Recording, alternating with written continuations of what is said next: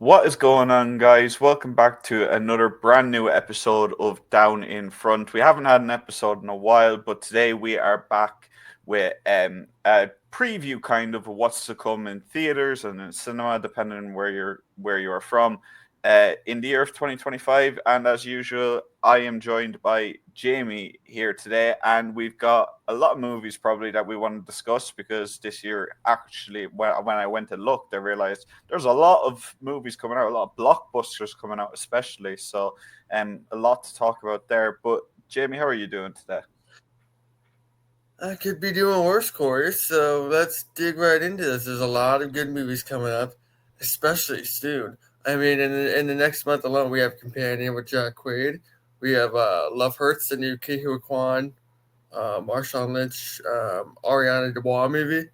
Mm. Um, we have a couple other things. Presents just came out. We're in the heart of Oscar season, which is great for um, independent releases. See the Sacred Figures coming out. I'm Still Here is coming out. Of course, Fernando Torres is supposedly having has one of the performances of the decade, and I'm Still Here. So I'm very excited to see that. A lot of good stuff coming up, but there's a lot of good stuff coming up later in the year too. So I'm Yeah. stoked to dig into this. Well, there's a couple of movies that stand out to me, and one that I've actually kind of ranted to you a little whenever they filmed it is the F1 movie, and that's something that's kind of like a kind of a first time ever kind of movie where they've got that access into the sport of Formula One. We've seen movies in motorsport before, but never with this amount of access, never with this much of a stacked cast. And I think I've said to you that some of the scenes they filmed on racetracks are just a bit silly, personally. But that's one that I'm looking forward to seeing, just seeing what they can do with that much access. I think what excites me, and I don't know too much about the cast outside of the Brad Pitt being in it. I just looked up the cast. I see Carrie Condon. That is phenomenal. She is awesome. I think Hmm. she's one of the most underrated actresses working. Yeah. Um, of course, she's from your neck of the woods. She's great in Atlanta State Center. She's great in Three Billboards. She's also the voice of Friday in the Avengers movies, which I'm sure is going to come up. Yep. She's great in Banshees. I see Harvey Bardem's in it. He's always good to do. He's always do a good performance. Um, of course, Brad Pitt and everybody. Brad Pitt's kind of a hot subject button right now, but Brad Pitt's always going to deliver a good performance. What excites me about that, however, is that the filmmaker making it is Joseph Kosinski. How much Hmm. do you know about him?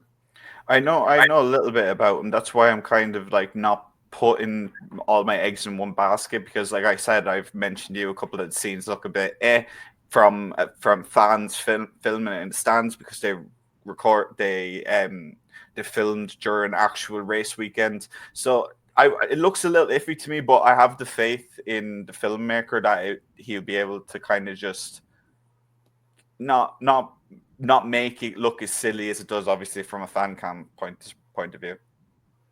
I'm not exactly expecting the greatest movie of the year with this, Yeah. and that's okay. The filmmaker being Joseph Kosinski gives me faith that it's going to be a really good blockbuster, a really Hmm. good theatrical experience. I don't necessarily know if it's going to be one of those movies that are is as good or even that good at home, Hmm. but we're only about to be 3 years removed from Kosinski's previous film, Top Gun Maverick. Yeah, And and that's something. yeah, Yeah. theatrically, now I think that was a pretty good movie. I thought it was I actually liked it more than the first one. I know that's a hot Yeah. take for a lot of people. I Yeah. think it's I think its story is a lot deeper than the first one. Yeah. Agree. The but the way that when you were in the theater, the audio made these seats just shake whenever they were using the planes and Hmm. whenever Tom Cruise was piloting. That is something I expected to have with F1 in the race cars. So I'm actually pretty excited for that. Yeah. The I think it's going to be a very much a theatrical movie, and I think that's okay. This is one to go see. and hopefully it's one for the theaters.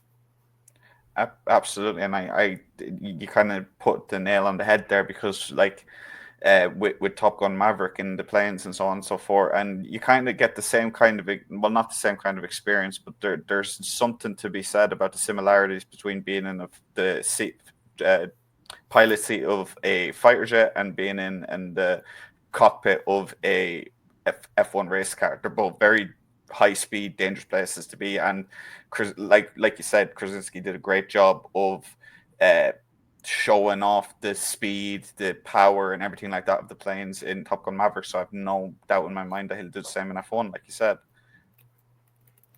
But moving on, we will go with something that you want to go with. Oh, there's a movie I want to go with. Okay, let's go with something that's coming out sooner rather than later. The Mickey 17. We're gonna have to talk about Mickey 17. Have you seen the trailer for Mickey 17? Yes, I have, and I can't lie. I am both looking forward to it, but also kind of trying to manage expectations because I really don't know how I feel about the trailer, to be honest. I like it more than the. One moment.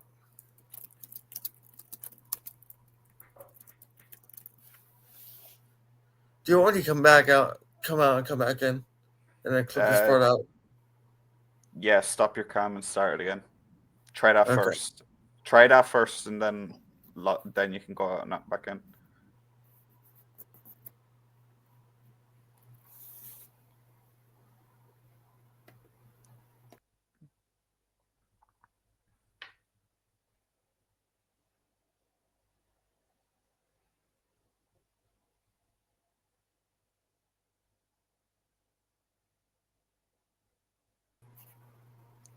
There we go.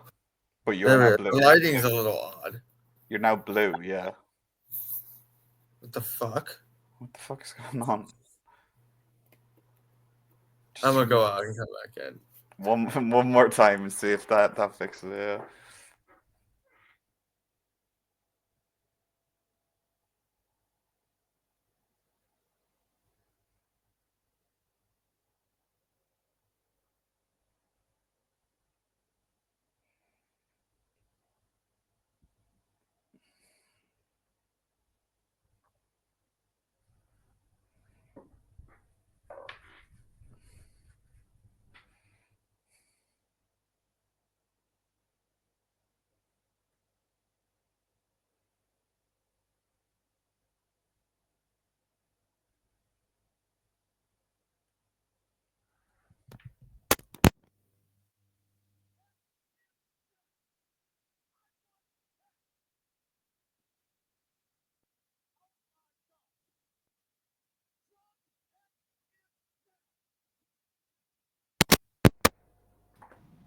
There you go. We should be good. Okay, so we'll start off from literally me saying about the trailer and then go from there. About how I don't know how to feel about the trailer. Probably a good cut-off point. I got you. Yeah, it's sorry for the pause. I just figured that probably was yeah, much yeah, longer. it wasn't gonna fix itself. No, let's go. I'm ready. Yeah, go from there. So with Mickey 17, it's Bong Joon-ho's first English speaking film. You were a big fan of Snowpiercer with Chris Evans, right?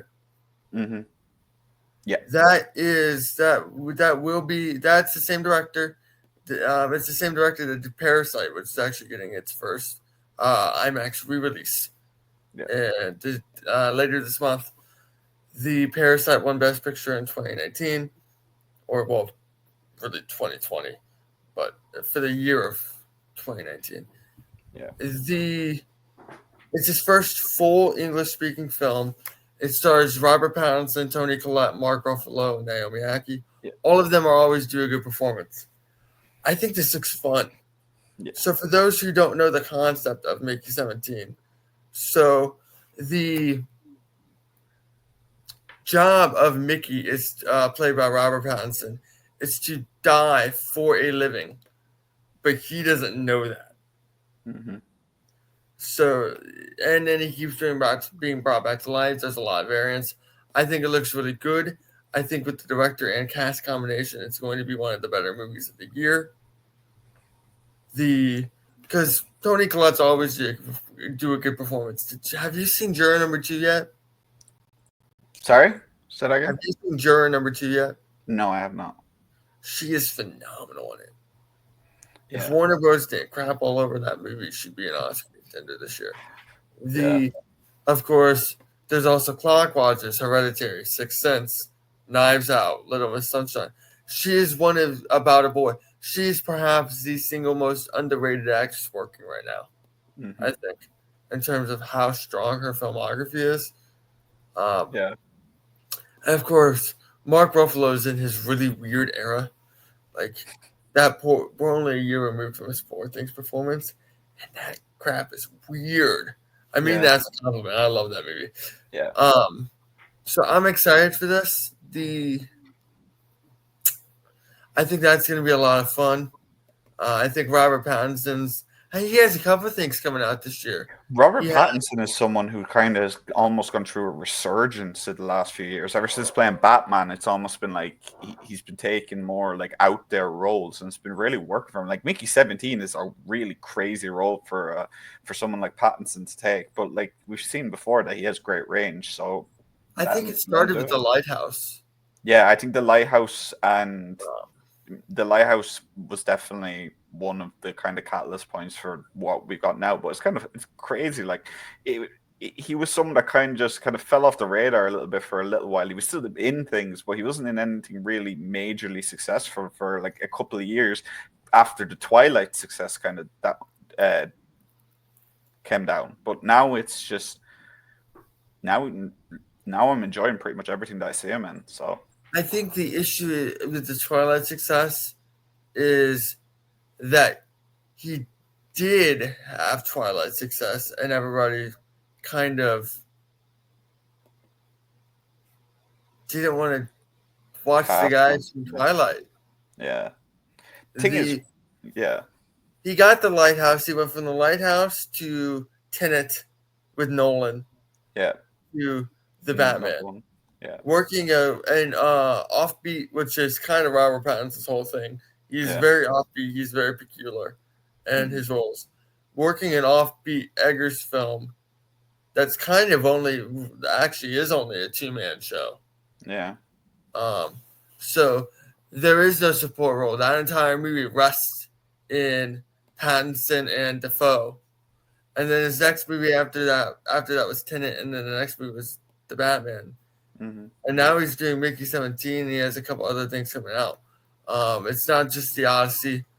I I forget exactly what he. Some of his stuff doesn't have a release date yet, like confirmed 2025, yeah, but they are working on it. yeah, The He has the drama, and he has Die My Love. Die My Love is getting Oscar bait. The drama is with Zendaya, which means he has 2 movies with her coming out. That's supposed to be where he and Zendaya are bringing up to their wedding, and it gets derailed, and not much has been said about it, but I'm sure with those 2 stars, it's a good script. yeah, And then Die My Love is the upcoming J Law movie that he's supporting. yeah, Sissy SpaceX in it, Lakeith Stanfield's in it. But basically, it's about a rural housewife that Robert Pattinson drives crazy. I think Lynn Ramsey's directing it. She's the one who did We Need to Talk About Kevin and You Were Never Really Here. I think he has a good upcoming slate for 2025 beyond Mickey 17 too. yeah, Though I think Mickey 17 is the crown of it. yeah. Um, I kind of want to say for a second as well, kind of just kind of group a couple of movies into one because a topic that we've discussed a lot on Down in Front here is that we've talked about sequels and IPs that are already known to be successful. So look, there is a lot coming out this year in terms of sequels. Are there any that jump out to you, Jamie, that you actually want to see, or is it kind of all sequel baiting nonsense in your opinion? I know of a reboot I'm excited for, Mm. but that's a different discussion. What sequels are on the ledger this year? I'm excited for the last Mission Impossible. I know Very, that's yeah, coming up. yeah. I think, The yeah, I am not excited for Wicked 2. Of course, I didn't really we, care for the first one. I didn't even Uh, know that was coming out this year, to be honest. well, Wicked 2, it kind of got the Kill Bill treatment, Yeah. and that's the only time you ever hear me put those two movies in the same sentence. Oh, they Just so filmed them back to back, is what you're saying. they filmed them as one film and it got No. split up. Ah, okay. Yeah, of So course. I see a lot of people saying what needs to be fixed in Wicked 2 in terms of the direction and the It cinematography. And won't I'm be thinking to fixed. myself, Yeah, it'll be the same it won't be thing. fixed. It was shot as one movie. You're Like gonna get the exact same thing, basically. Yeah. Well, not the there's exact no same, but close way to it. John Chu evolved his filmmaking and figured out how to make a film look prettier because that for as well acted as that film was, which kind of took me by surprise, that film is ugly to look at. Yeah, it was. I thought the acting was good. I actually thought Ariana Grande was quite good in her role, to be honest. For obviously, we know that she was an actress first, so you know what, like But she was I good. don't think I thought I she was don't think good. she was ever good as an actress. But in hindsight, maybe it was just that Nickelodeon writing wasn't very good. Yeah, and The there was a lot going on at the time as well for her and her co-stars, as we all know now. So there could have been the other things influencing that. Hey, Lord knows she was victorious in life. Yeah, The Coming into that movie, I was fully expecting to hate Ariana Grande's performance, but at least, and she was gonna annoy me because she annoys me and everything else she does. yeah, Ari Stans can't just vanity search a podcast, so I'm okay with no, saying yeah, the she annoys me and everything else she does, and I was fully expecting okay, the performances are probably gonna annoy me, and but at least it's Oz. You can't mess up Oz. It's gonna be fun to look at. I had the exact opposite experience. I thought she was really good. I thought the role was a little more one note and it really fit her strength. So I'm interested to see how part two, which is far more of a Glinda movie than an Alphaba movie, yeah. how she does with something that actually pushes her a little bit more. Hmm. But I thought she was really good with what she was given. I don't think she was best supporting actress good. Uh, Yeah. Monica Barbaro should win that award, but she's not going to. Um, have you seen A Complete Unknown yet? I have not seen A Complete Unknown yet. No. You need to. I'm telling you, Monica Barbaro in that movie. Chalamet too. Ed Norton too. Elle Fanning too. That entire movie is really well acted. But uh, I'm not excited for Wicked 2. What are some of the other sequels on the ledger? 28 days later, 28 Which years later. I am 28 years so hyped later, for. I think is going to be hit or miss. I'm curious as to how much they have with the idea. Um, there's Captain America. I don't know how excited I am for that. I don't know how much I like Anthony Mackie as the lead. You know, I think that movie is going to be very much dependent on. I don't even know if it's Anthony Mackie's performance that's going to be the defining part. I think it's going to be Harrison Ford in that movie because like well then it's going to be good because Harrison Ford is, especially right now, shrinking. yeah, He's been doing some really good work. yeah. He's always done good work. I don't think Oh, people give Harrison Ford the appreciation that he's earned. absolutely, but like I feel like with comic book movies going back, like going back, well, at least since Endgame anyway, it's very much felt like each comic book movie we've seen has only been as good as the villain that has come out, and like I think some of them have tried to be too much like Thanos.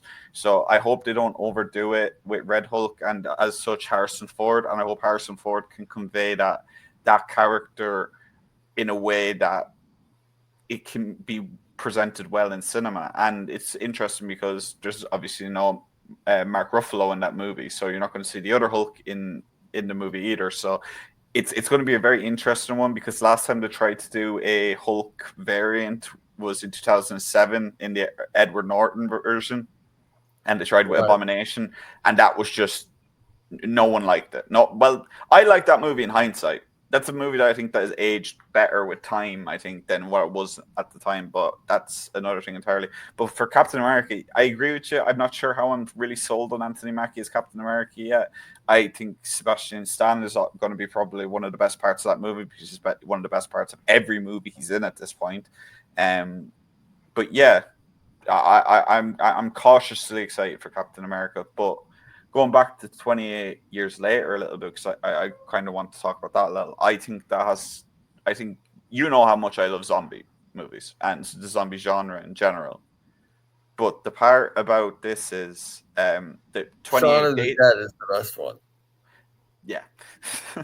28 days later kind of brought the speedy zombies into the genre, which I think is something that we still see to this day with zombie movies. There's very rarely a zombie genre or movie or TV show where the zombies are traditional Romero, slow, shambling zombies. And that'll start with 28 days later. But now we're getting to a point 28 years later where either the zombies are either all dead or starving or mutated in some way. So that's going to be very interesting for me. Ray Fiennes is going to play an important role, not in this one, but another one that got filmed back to back.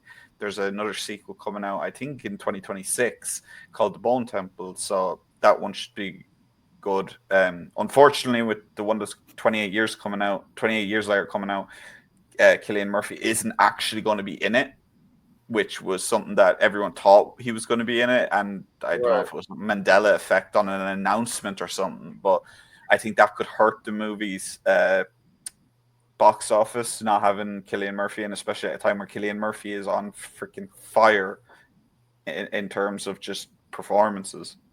Well, if we're talking box office and not this entire discussion changes, I wasn't really going for that. Yeah, I'm just mentioning. I don't think I want to talk about what I'm interested in. I want us to talk about what we're interested in first. But obviously, talking about the box office is just kind of secondary to the discussion. Especially since we've already done so much box office discussion on this show. It's been nice to have a little reprieve in an episode. Yeah. The thing I respect most about Cillian Murphy right now is that man won his Oscar, and his first project after was the Small Things Like These. Yeah. Did you see Small Things Like These? I did, and I thought it was fantastic, and I thought Cillian was fantastic. I think I don't think they leaned into a lot of what was actually happening enough. Yeah. I liked the movie a lot. I don't know how much I'll rewatch it over the years, but I definitely enjoyed it on my first viewing. But his first project was the Magdalene Laundry. Yeah. His second project's going to be Producing 28 Years Later. Yeah. And his third project is the Peaky Blinders movie. Yeah. He's doing what he wants to now. That man just got all the cachet in the world and decided, I'm going to greenlight the projects I want to do. Absolutely. Instead of using it to go make money. And I respect that. Yeah. Yeah. Go ahead. Oh, no, I was just agreeing with you. That's all.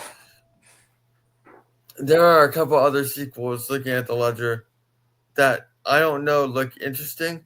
I don't know if we need it's probably going to be the last Conjuring movie. So I'm tentatively excited for that. I don't know how good that's going to be, but I get to watch Vera Farmiga again, so I'm cool with that. There's Freakier Friday, not excited for. There's Now You See Me 3. I still haven't seen Now You See Me 2, but I enjoyed the first one. Yeah. There's sorry, my alarm went off. There's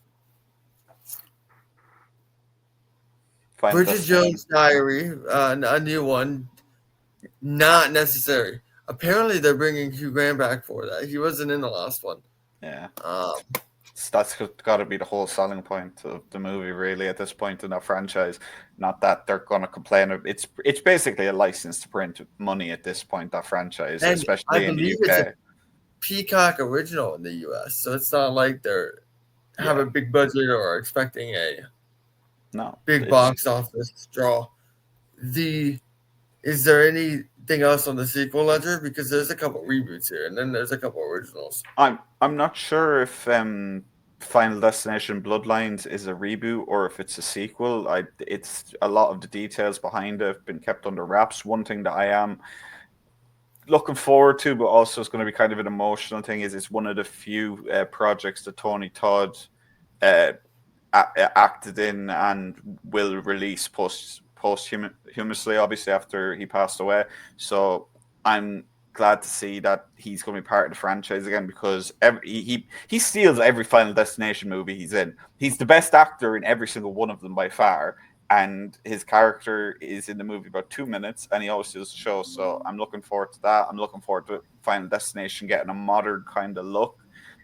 Obviously, the last one was during the 3D epidemic of cinema, where it felt like every major movie had to have a 3D element to it. So I'm looking forward to getting back to like what made the franchise as popular as it is, which is the kills and all the stuff in the background. But The four reboots. First off, actually, let's do a spin off first. How are you feeling about Ballerina? I'm not really sure how I'm feeling about Ballerina at the moment, because there's a lot of movies that try to do what Ballerina is doing, where they kind of try and put the kind of the reveal back in the bag, if you get me. But I don't know. I think it could be. I think it could be interesting, but it's Uh, kind I, of. I I like don't know. Anna. Yeah, I I think. like the idea of John Wick Yeah, world having a woman like that. Um, I think putting From the World or John Wick in the title is suicide. yeah. Um, When he's not going to be in it. Financially, Yeah, the I know Keanu's in it, but A, it's not his movie, and they're trying to launch a yeah, franchise. But B, From the World of John Wick makes the title such a easy title, such a mouthful. yeah. But that's kind of been the John Wick franchise in general, isn't it? Like just kind of just overly long titles and that you kind of wrap your tongue up trying to say fast, like. Yeah, I didn't have that issue with the title John Wick. Yeah. But just the other. The Yeah. the movie we need to talk about. There's one very obvious movie we haven't mentioned yet. Go on. David Cornsweet. Sorry. Say that You again. should know where I'm going with this, Corey.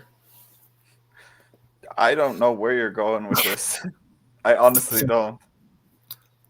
The David Cornsweet in a beloved playing a role from the beloved world of Richard Donner, but this time instead of Richard Donner, it's James Gunn. Superman. Are you talking about Nicholas Hoult as Lex Luthor. Rachel Superman? Brosnahan as Lois Lane, which, by the way, is perfect casting. I'm glad you brought up this movie, because I I don't understand the criticisms to the casting, to the trailers, and so on and so forth. The costume is a throwback. I personally think the best Superman costume of all time uh, is Man of Steel. I think that's the best Superman suit. I think it's a realistic, realistic, I say, but kind of a modern look at the old classic outfit. Now with James Gunn, he's kind of gone with a kind of a tribute to the classics.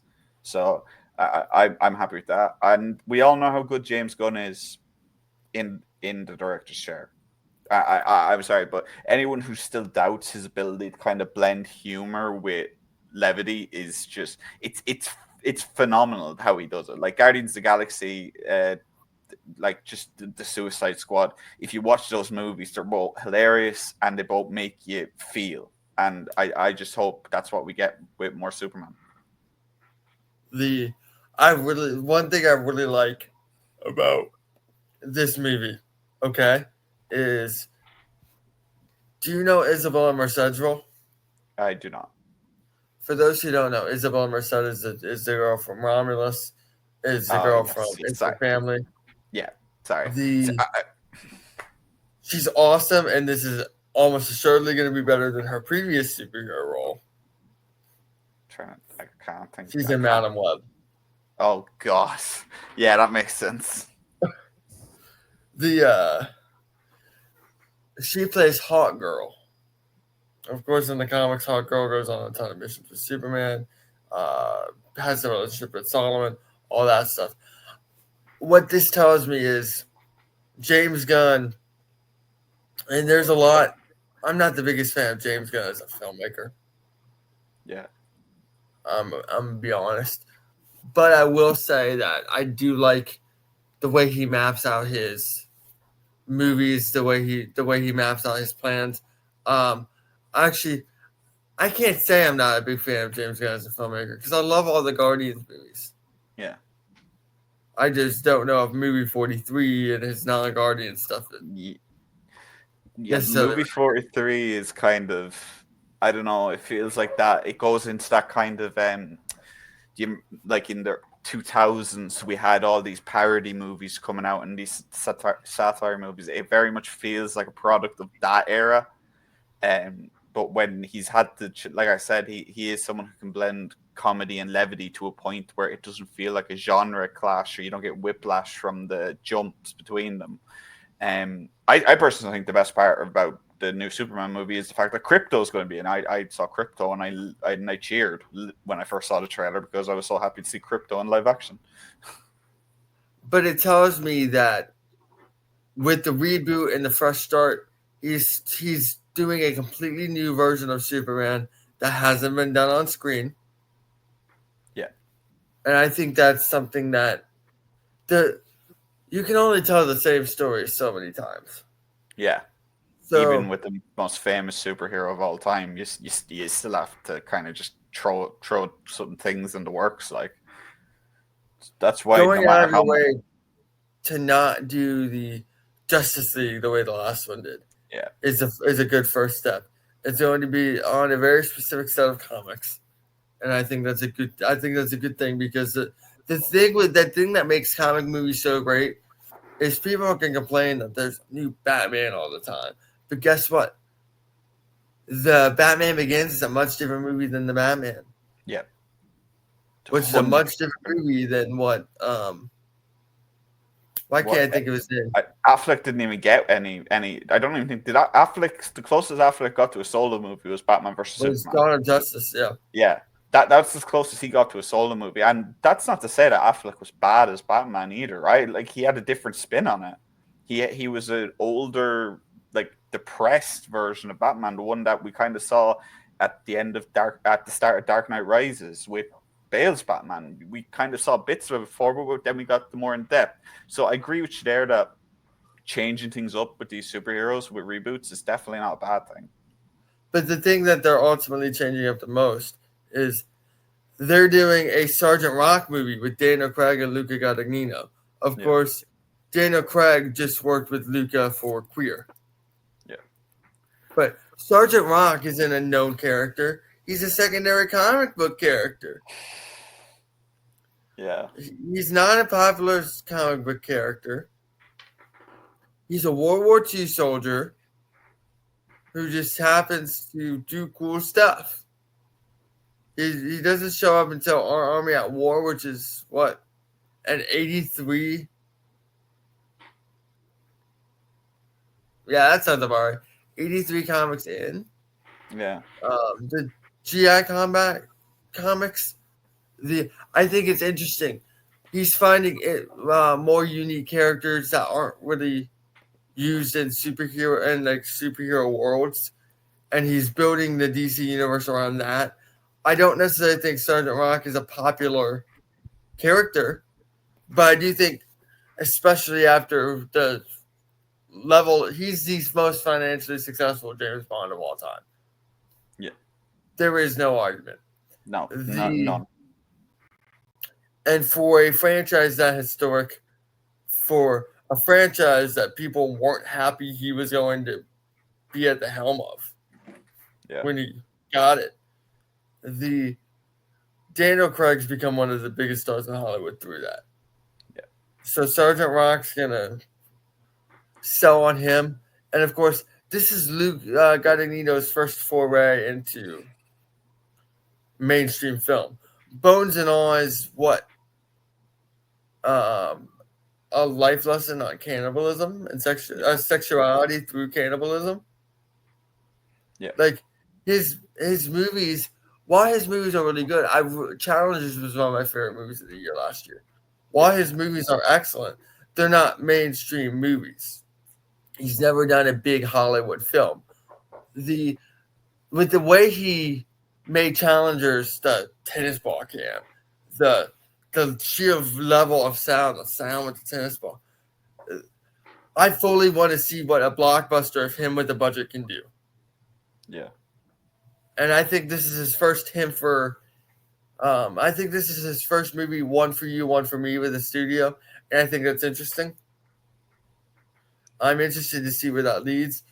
But he also got Mike Flanagan for a movie. And of course, Mike Flanagan's the one who's been doing all of those Netflix horror anthologies that they're doing that are very well received. Midnight Mass, Haunting on House Hill, Fall of House of Usher. He's the same director that did Doctor Sleep in his last major feature film.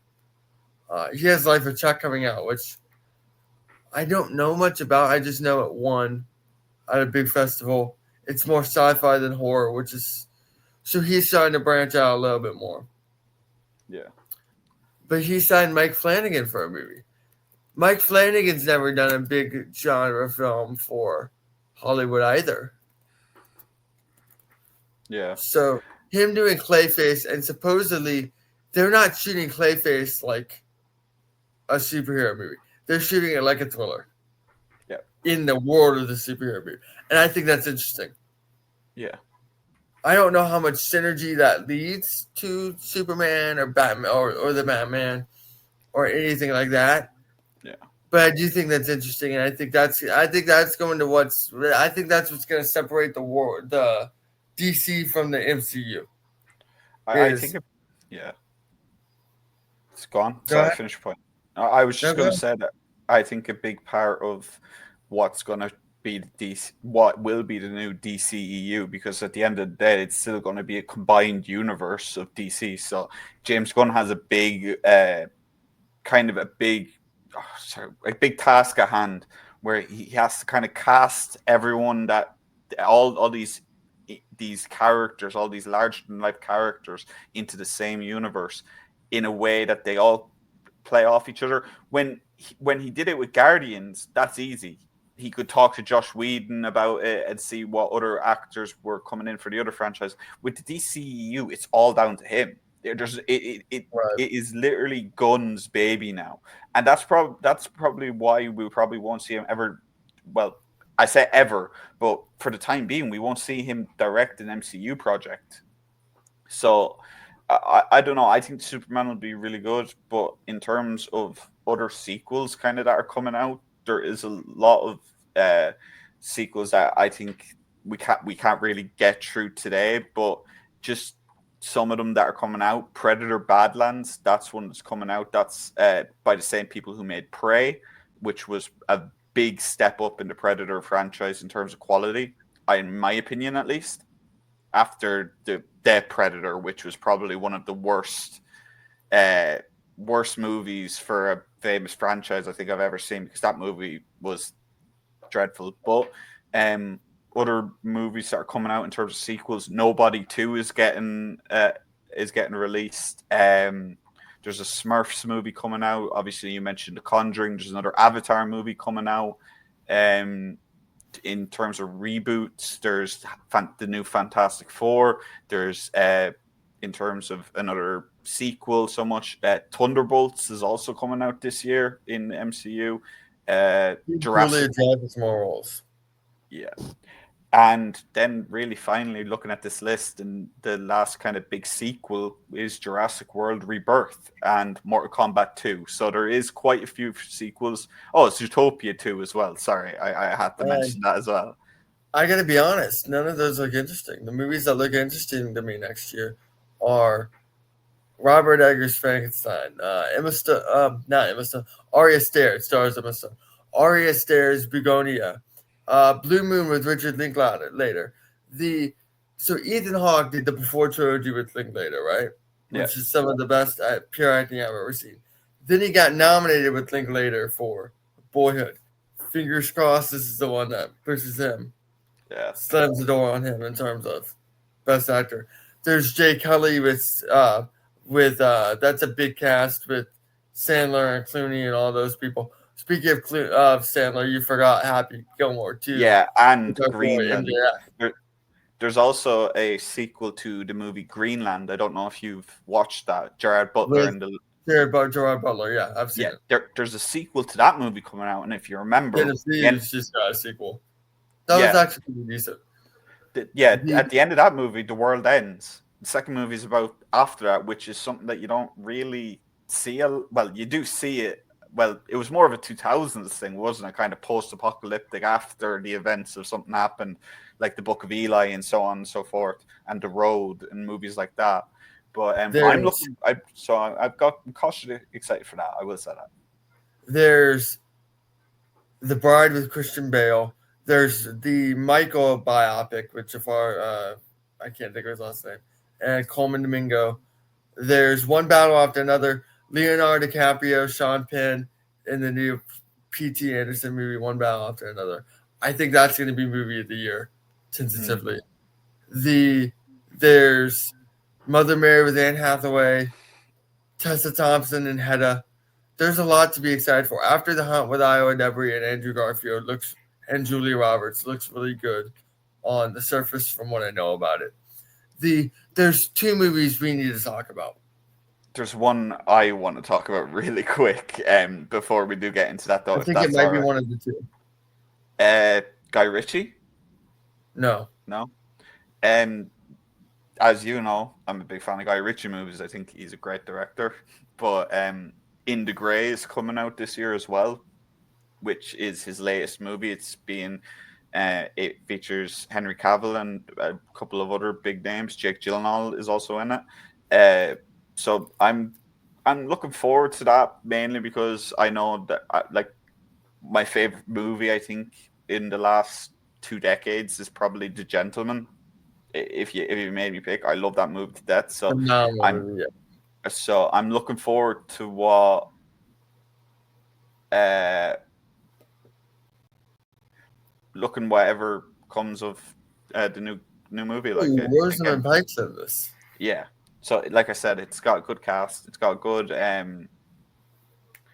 director, and the plot looks promising to me. So there are two movies we need to discuss. They're both A24, and sorry, it's not Death of a Unicorn though. I think that looks fun. They're the two biggest budgets in A24 history. Yeah. You thought I I think know you know which movies I'm going with. I know one of them anyway. I Go definitely ahead, know because I know you want to talk about it. The Smashing Machine. Is that the one you expected me to say? Yes, because I know the premise. The Rock looks unrecognizable in that movie. And I think we said it when we were talking about box office and stuff like that. It's a big risk for him to kind of just get into all this makeup to the point that he doesn't look like himself and he looks like That's his whole stick. That's his whole brand. The whole brand is The Rock, Dwayne Johnson, the eyebrow. We know that as wrestling fans, especially. But in this movie, he's the Bible bull and everything. Yeah, and it's a movie that, from everything we've seen that's come out of it, it looks like a promising movie. It's going to be a very, very depressing movie. By the way, I think it's going to be depressing in the same vein the Iron Claw was, because Mark Kerr had a very dark career and life in mixed martial arts. I think people don't really realize that, or they don't know. Like, that man was on so much PEDs at one point. He would have disintegrated a drug test bottle. Like, I'm sorry, but he would have. Yeah. But yeah, I'm and especially with A24 back in it, it's going to be. Well, depends how much influence Rock had on it, but Rock obviously has a lot of respect for Mark Kerr. When he originally announced the movie, he did actually say a lot about Mark Kerr, and to be fair, He He also for has a once lot of he's influence because some of that Bucks production is co-producing it. yeah. So you never know. You never know how it's going to turn out. But based off everything we've seen so far, I'm excited for it. I think it's going to be very interesting. But again, it's going to be tragic, which He is an has zero A24 shot. staple. He has zero shot at an Academy Award nomination because he's not good enough. It's not even just that. It's just the Academy won He's not award. good enough. It doesn't. Again, I agree with you. But at the end of the day, the Academy's never going to award a mixed martial arts movie. They're just not. I mean, They could I do think they would. boxing. They'll do boxing. Yeah, they'll do boxing. But you heard Meryl Streep a couple of years ago. Like that's the general feeling of One old lady whose that. But it is the general first feeling. Oscar win came for Kramer versus Kramer in 1980 does not represent. That's interesting. I think that's a different podcast episode, Yeah, but the Academy has gotten a lot more open minded in the last to be couple of years. fair, yeah, The I mean, Substance is nominated for the Best Picture, Substance isn't it? is gonna win an Oscar for Best Actress. I think it's We're nominated only a for year Best removed Picture. from Poor Things winning Best Actress. Yeah, Everything Everywhere All at Once just won Best Picture recently. there. I think they've gotten a lot more open with what they award. Yeah, in my opinion, if have you seen Warrior, the movie Warrior? No. It's a mixed martial arts movie. Tom Hardy is one of the leads.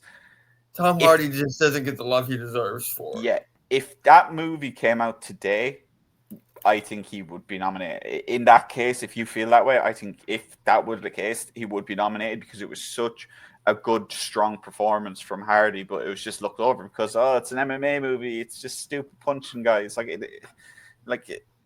don't know. I have a hot take about Tom Hardy in the Academy.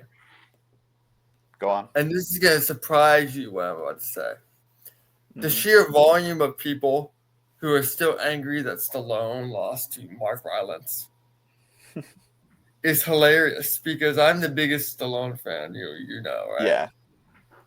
Mark Rylance is one of the worst winners of all time. I'm calling it straight as straight. But Tom Hardy, The Revenant, was the best performance that year. So Tom Hardy definitely doesn't get the love that he deserves because he should already have one.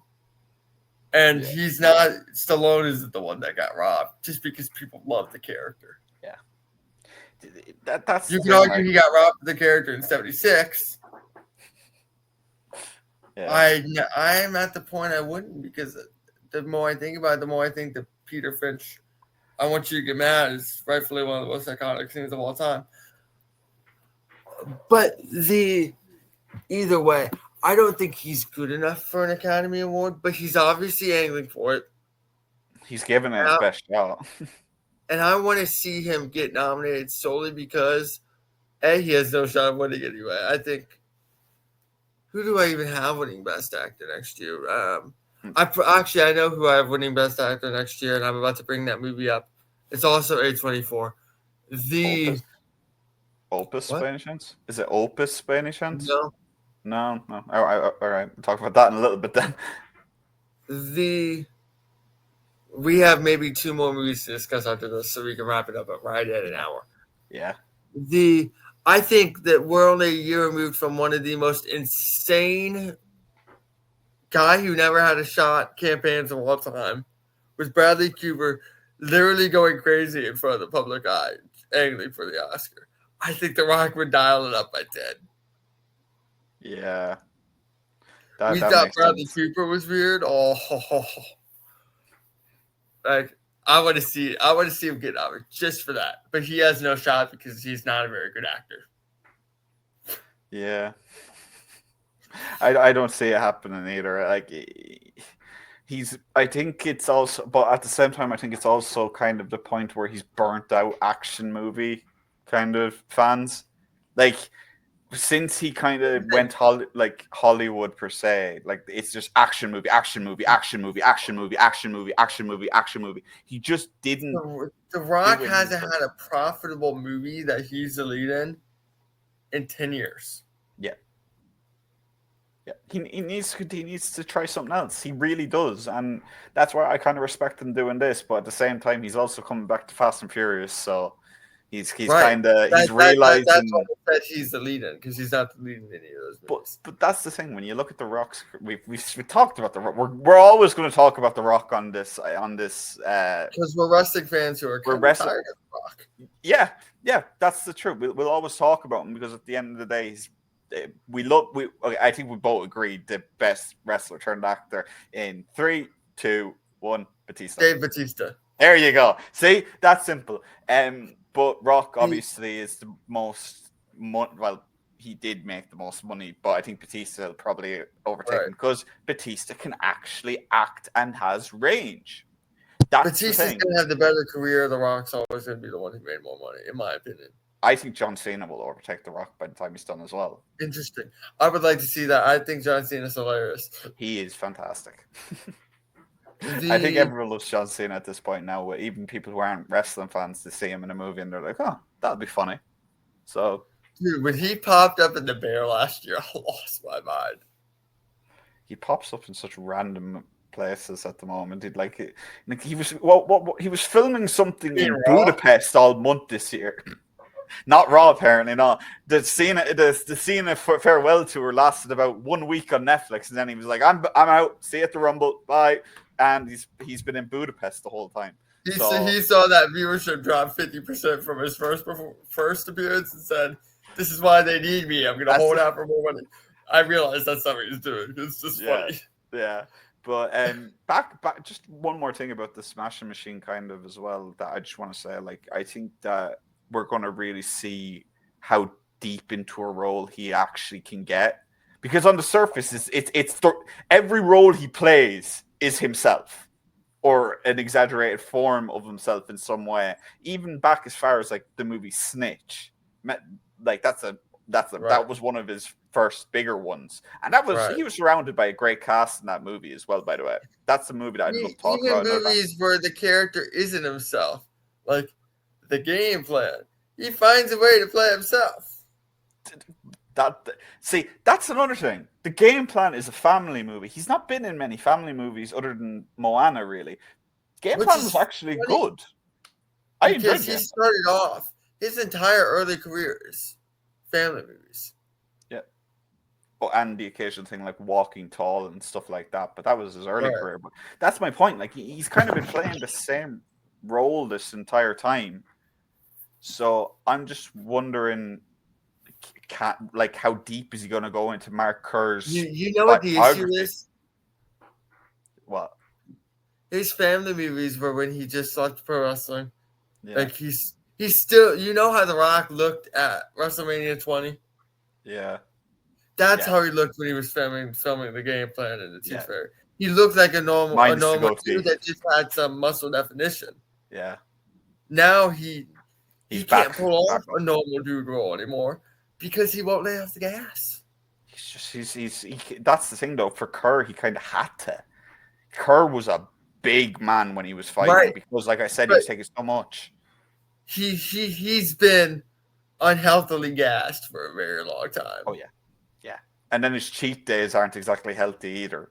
I'm sorry, but that is just not good for your body to just not eat anything like that and then go like his legendary cheat days. Either A, he's lying, which is probably the most likely thing, because who gets to that size and then decides I'm going to eat all these calories on my cheat day?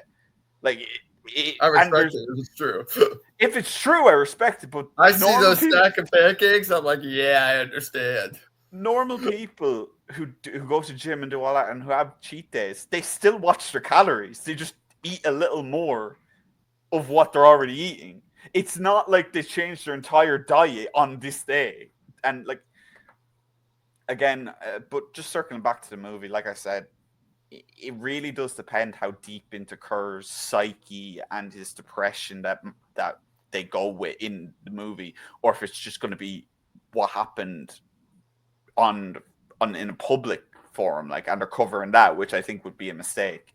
But given what A24 usually do, I would usually say, yeah, they're going to go into every detail they can. That's A24's whole deal. But with The Rock, as you said, co-producing it, I think you said, I just don't know if that's going to happen. Now, We go from an A24 rock movie to an A24 movie with the biggest star in Hollywood. Oh Timothy god. Chalamet, Marty Supreme, come on down. Yeah. So There's a lot to unpack with this one. Marty Supreme cost 70 million to produce. I think Chalamet makes that in droves back. I think there's no way it doesn't make it back. I think that's going to be a successful movie because he is yet to have Fantastic. he has yet to have a bomb, doesn't he? No, I don't think he's had a bomb per se, or really a bad role in general. He just The, hasn't. It's I like mean, this dude. Beautiful Boy didn't necessarily make money, but that was for But it's Amazon before he was a star. but critically, it's probably one of his best Oh, roles. he's phenomenal in Beautiful Boy. He, He gives he one of the best performances the last 10 years in Beautiful Boy. yeah. But Marty But Supreme is a sports film by Biddy Safety, the guy who's doing Smashing Machine, his brother. They're the same people who did Uncut Gems for Adam Sandler was. A24. Oh yes. The this is gonna be a sports drama film. Yeah. The I don't really know that much of what it's about. From my understanding, it's about table tennis. Yeah. And it's a biopic of Marty Reisman. Yeah. He's been doing a lot of biopics recently, but after his role of Bob Dylan, I'm all for it because he proved he's going to sound like them and he's going to get their mannerisms down to a T with Bob Dylan because Bob Dylan's a hard ball. The thing is, at the end of the day, like he's become. He also has the kind of face and the kind of like hair and all that where they can kind of change it. Like he has Right. such a skinny face that if they need to put weight on him, they can put the weight on him and makeup and all that and CGI and all that. So whichever way he goes, I don't like. I think I said, who did we say was the female? Florence Pugh and Timothy Chalamet are going to will rule Hollywood for next however long they want to because they're two of the best actor and actresses by their age, and then throw in Zendaya as well. I don't think Zendaya to put Zendaya on either of their levels is an insult to either of them. And I don't say that as a knock on Zendaya. I'm not saying that critically. I'm saying just from a total draw. I know I'm sounding like a fucking bad wrestling fan here, but the drawing power that she's going to have regardless, because she is good. She's not their level, but she's also so famous outside of acting as well because of her modeling. So at the end of it, she's always going to be, I think, that kind of level. Here comes the draw and the ratings. You realize nobody outside of wrestling cares about cinema. Oh wait, on a cinema show, I should reword that. Yeah. Okay, but here we talk about things that are actually cinema and not cheapest looking thing you've ever seen. One question. What's the name? There is a movie coming out next year that a lot of people are going to be happy about. There's the movie that is starring one Roman Reigns is coming out. I don't know if you knew about that role. It's the one where he's sitting in the gold chair in a suit. You've probably seen the picture. Where he's in one scene and doesn't have lines? Yeah. No, I haven't a clue, to be honest, how much he's going to be in it. It's called Good Fortune, is what it's called. I have no idea about anything to do with it because no one has promoted it. No one has. I've never seen the trailer. This movie has no marketing whatsoever, and they supposedly have the biggest star in pro wrestling in the movie. Like I just find that very funny. There's a pretty big star in an upcoming movie. Her name is Toni Storm, and it's Queen of the Ring. Yep. And we mentioned MJF earlier. Somebody who can actually act. Here's the thing. Looking at the official credits for Good Fortune, Roman Reigns isn't even credited for the role. Yeah, that says a lot about that role. I think wrestlers. Seth Rogen's in it, so I'll go see it.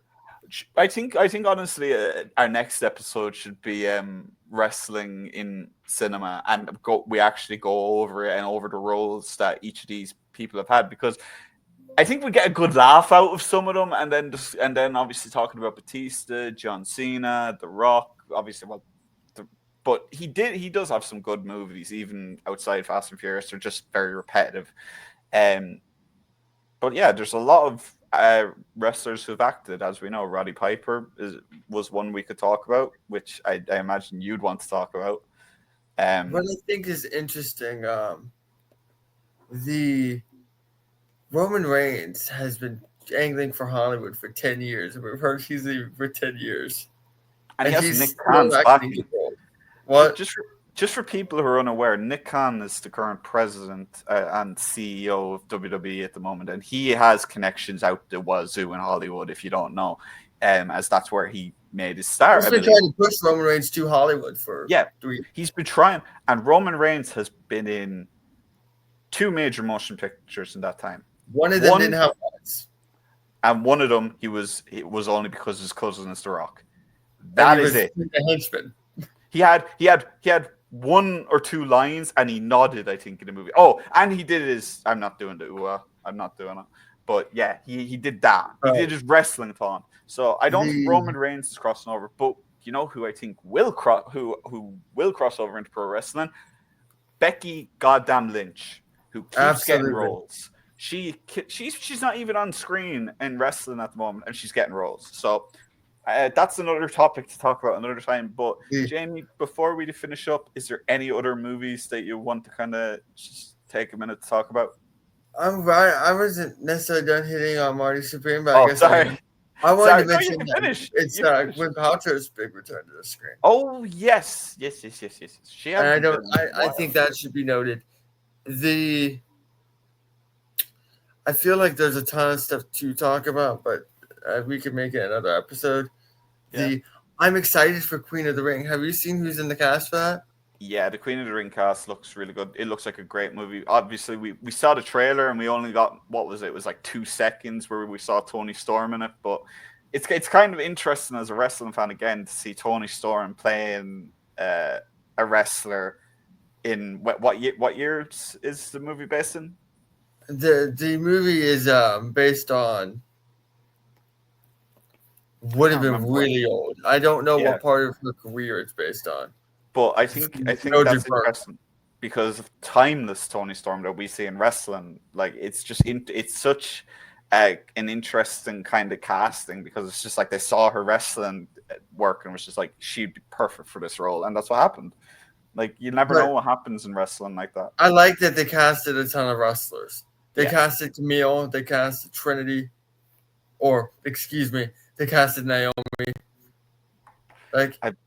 They casted people that will be very careful with the wrestling source material. Yeah. The thing I want to touch on with that is do you know who Ash Avildsen is? I do not, but I probably will when you tell me something. He is the son. The director of The Queen of the Ring is the son of John Avildsen. Do you know who that is? I don't. The man who directed Rocky. Yeah. And The Karate Kid, but Rocky. Yeah. So, John, I'm surprised you don't know who John Avildsen is. Like that. Like there's a lot of people that if you showed me their face, I'd be able to tell you about 7 or 8 different movies they were involved in. But I'm bad with names outside the top names, to be honest. He's a director anyway, but he did the first 2 Karate Kid movies. He did Rocky 5. We don't talk about Rocky 5. Actually, he did the first 3 Karate Kid movies, and he did Lean on Me and stuff like that. He had a pretty decent little career. Yeah. But we're an hour in. That's a lot longer than we wanted to go today. Yeah, but at the end of the day, it's a good episode for people. Like if you're new guys to the channel and you're new to the series, this is something that we're going to try and step up. This year, one movie that I want to give an honorable mention to before we do finish up. When you saw the trailer, you weren't exactly too pleased with it, but when I saw the trailer, I nearly did a backflip. The How to Train Your Dragon live action remake, unlike the Snow White one that's coming out sooner. I just think it's too early for that source material to get a live action remake, and I don't think we should keep touching beloved animated films. Agreed. It has nothing to do with the content of the movie core. Yeah. The way I feel about it is, when I see the trailer for these movies. That's when I make my judgment really before I see it if I'm going to see it or not. With Probably when for the when best. when these live action ones do come out, like it's very easy to tell based off the trailer alone if it's going to be something that you're going to be able to sit through. There's been a couple of Disney ones that I just haven't had. I haven't had any interest in going to see Mufasa. Full disclosure, I no, haven't seen no, the you know me and how I literally go to see everything to make sure I'm as up to date as possible. And yeah, I don't believe you can have an opinion on something you don't watch. yeah, I have not seen either Lion King remake because I have no desire to, and thankfully I can talk about its box office without, for the most part, yeah, without seeing it. yeah, They're just not movies I'm going to do deep analysis on in my writing. yeah. Well, if you want to close this out, seeing as I did the intro, Jamie, it's all down to you. Of course, you can follow me on Twitter, Blue Sky, whole nine yards, at the Jameus. I'm not even going to do the J's and whatever today because Yeah, I'm yeah, I'm not feeling it that well. You can follow Corey at Corey Brennan FF. That is Fightful. I feel like Fightful being one word means it should be just be Corey Brennan.